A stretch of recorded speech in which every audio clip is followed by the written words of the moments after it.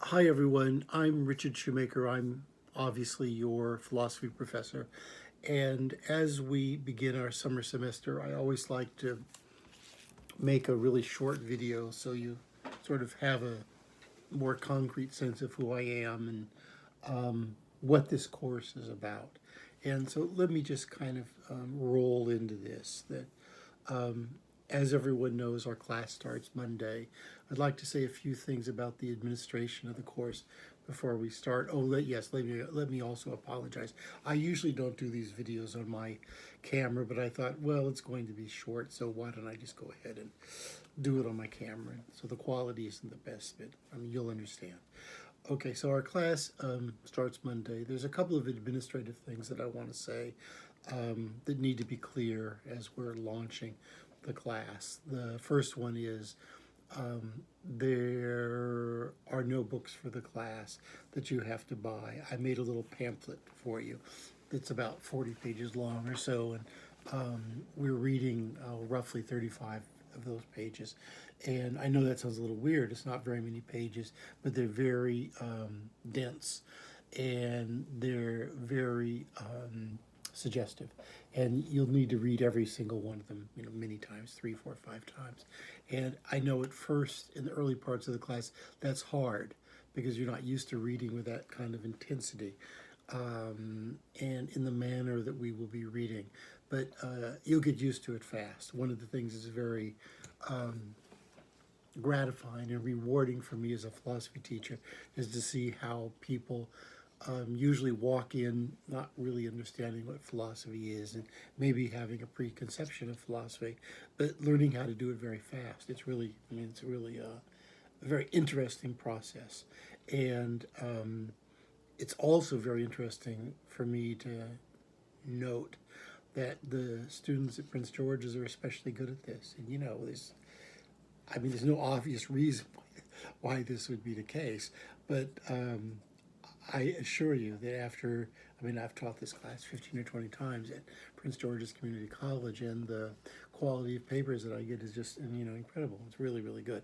And, that would be a good philosophical topic. Okay, so I think I said that the class starts Monday. I want to say a few things about like pacing and atmosphere. And just once again, I just want to be very candid about this and straightforward. So so you're you know prepared to take the class and do well. That first of all, I'm really an anti-stress. I don't know if you can tell this. I sort of am, sort of get on my high horse a little bit when I speak, but in terms of the atmospherics and the dynamics of the class, I'm really an anti-stress person. I don't think that stress adds anything or contributes anything to a class like this. In fact, I think it's very destructive and inhibiting. So I do everything possible to minimize the anxiety, stress aspect of the academic class. There's two things in particular that I want to mention very fast, and obviously, I'll talk to you more about this as the course launches. The first thing is I'm really relaxed about time. That is to say, about due dates. I know most of your teachers are very strict and a little bit I don't know obsessive about this. I'm exactly the opposite. I don't I think that obviously we'll have target dates, and you'll have X days to read something, and the preferred target date to submit something will be whatever the 10th of June or whenever. But I don't do any penalties. I have no penalties whatsoever in this class. Everything's due the last day of class, and obviously it's best to keep up with the class and do things at the suggested due dates. But the thing that I don't want you to do, let me say it like this: the thing that I don't want you to do is rush stuff out just to meet the chronological due date. I think that's just really, in a class like this, that's just frankly stupid, because you don't learn anything. You're just going through the motions of putting stuff on paper, and philosophy is not that kind of class. Okay, so that's the one thing. Second thing, the second procedure that I have to reduce stress and anxiety is the resubmission policy. And that is, I'm sorry, I'm a little bit hoarse. I've been in the garden all day. I have a resubmission policy, and the resubmission policy goes like this. If you get whatever, let's just say a C on your first or second paper, and you want to resubmit it for a higher grade, that's fine with me. And there'll be some due date on that, and it will be 5 or 6 days before the semester is over, because I can't, get 100 papers in the, last day of class. That would be, that wouldn't be pleasant for anyone. And so, but, you basically have, quite a bit of time to rewrite the paper. And, you might ask, well, why does he do this? Because it's not exactly a very frequent policy. And the reason that I do that is in order to ground and make it possible for you to do the highest quality work that you're capable of.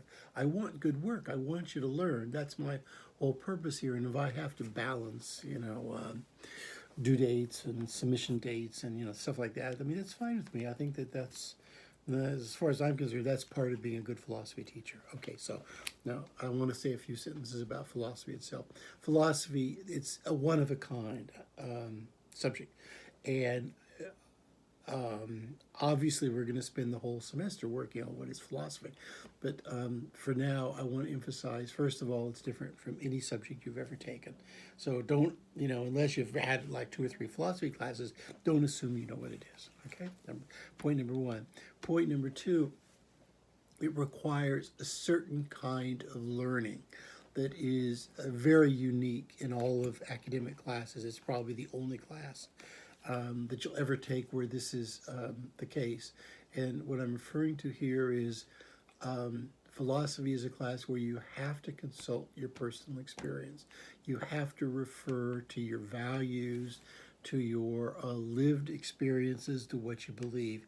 You cannot just do the subject by memorizing stuff. That's not what philosophy is. That's, you could do a history class about philosophy, and then you could memorize dates and things like that. But that's not what philosophy is. Philosophy is a certain kind of thinking. Okay, so that's the first thing. It involves your personal life and your personality.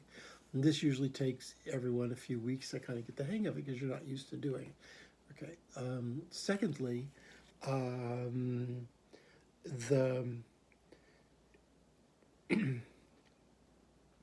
not only do you have to refer to your own life, but you have to ask questions about basically who you are and what you believe. You have to ask, well, how do I feel about injustice?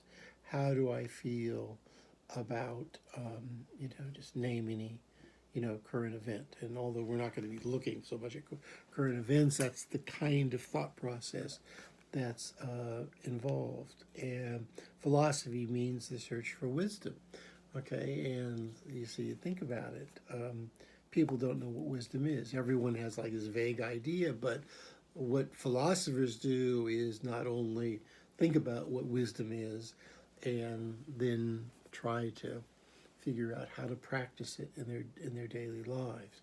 Now, there's a third, I think that's the number we're at, aspect. And philosophy is very controversial. It's the only, just to be very blunt about it, it's a subject where you're almost always going against convention received ideas. I mean, that's in terms of the history of philosophy, and that's philosophy has basically almost a 3,000 year history, and we're going to work in different segments of it. And philosophy is almost basically always goes against the grain. It upsets people. Socrates, one of our philosophers, has this really great metaphor for what a philosopher is. He says, to be a philosopher, you have got to be a gadfly. A gadfly is just a big horsefly, and his idea of philosophy is the gadfly stings the horse. It upsets the horse. The horse is, normal people, society, whatever you want to call it. And okay, let me put it like this: philosophy is anti-conformist. And this, I think, this is my little theory here, that one of the reasons, if not the primary reason, for Prince George's students being good at philosophy is they they think they're people who think for themselves by and large, and they're sort of charting out their destinies and their professional lives for themselves, and they're very independent. And this is exactly what a philosopher needs and does. And so those are like the basics of what we're going to do, what we're going to do in the class. Um, we've got three papers, one exercise. The papers are, I mean, I don't want to say they're simple, but they're very short, and they're not like big research things. Okay, they're basically thinking about something um, that's come up in the text, or something that is affecting your life. And obviously, I'll give you the subjects when we get there. But they're personal papers, and I think they're really fun to write. It often happens that the first paper is a little bit difficult for students, but then they get it, and then the rest of the class is pretty straightforward. I would say that at least 85% of philosophy students, really like the course, really like it a lot. And as I say, it might take them a couple of weeks to get the hang of it. The other thing I want to say is, listen, everyone. I know it's summer.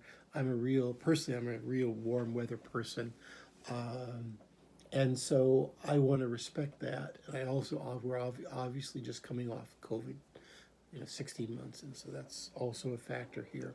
I want us to really.